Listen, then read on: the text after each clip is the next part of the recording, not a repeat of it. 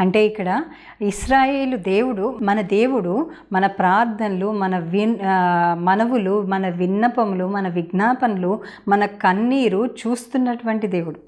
మనని ఎంత మాత్రము విడిచిపెట్టు దేవుడు కాదు. కనుక మనం చేసే ప్రతి విజ్ఞాపన, ప్రతి ప్రార్థన, ప్రతి మనవి, మరి అది ఎటువంటి మనవైనా ఏదైనా కూడా మరి మన మనవి ఆలకించబడుతుంది. ఆయన చిత్తానుసారంగా మనం ఏది అడిగినా ఆయన ఇవ్వడానికి సిద్ధంగా ఉన్నటువంటి దేవుడు.